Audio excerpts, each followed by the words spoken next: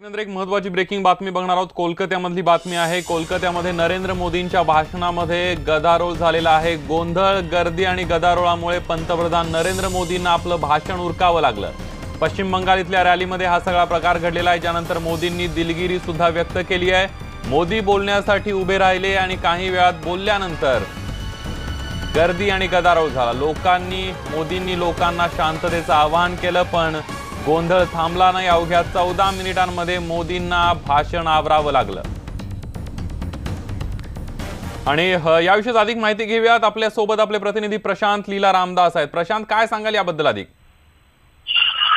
पंतप्रधान नरेंद्र मोदी यांचा आज पश्चिम बंगालचा दौरा होता। या पश्चिम बंगालच्या दौऱ्याच्या निमित्ताने ते जाहीर सभा देखील घेणार होते। या जाहीर सभेसाठी ते उशिरा पोहोचले अशी माहिती प्राप्त झाली आहे। त्यानंतर जेव्हा त्यांनी आपलं भाषण सुरू केलं तर तिथे उपस्थितांनी गदारोळ घालायला सुरुवात केली। महत्वाचं म्हणजे जे उपस्थित होते कार्यकर्त्यांनी स्पष्ट म्हटलंय की आपण एवढ्या घोषणा केल्या, त्या घोषणांमागे पैसा कुठून जाणार, यानंतर गदारोळ मोठा वाढत गेला आणि शेवटी पंतप्रधान नरेंद्र मोदी यांना आपलं भाषण लवकरात लवकर उरकावं लागलं। 14 मिनिटात त्यांनी आपलं भाषण उरकवलं आणि महत्वाचं म्हणजे हा जो गदारोळ झाला, या गदारोळामुळे काही जण जखमी झाल्याची माहिती मिळते, कारण की ज्या पद्धतीनं चेंगराचेंगरी होण्याची शक्यता व्यक्त केली जाते त्यामध्ये काही जण जखमी झाले अशी माहिती आहे। आणि त्याचमुळे पंतप्रधान नरेंद्र मोदींनी आपलं भाषण लवकरात लवकर उरकलं आणि उपस्थितांची माफी देखील मागितली। स्टुडिओ अगदी प्रशांत, धन्यवाद तुम्ही दिलेल्या संपूर्ण माहितीबद्दल। आपण ही दृश्य बघतोय, ज्यावेळेला पंतप्रधान नरेंद्र मोदी तिथं पोहोचले, भाषणाला सुरुवात केली, त्यावेळी मोठ्या प्रमाणावर घोषणा, गदारोळ आणि गोंधळ सुरू झालेला आहे। त्याने दुसऱ्या दृश्यांमध्ये आपण बघतोय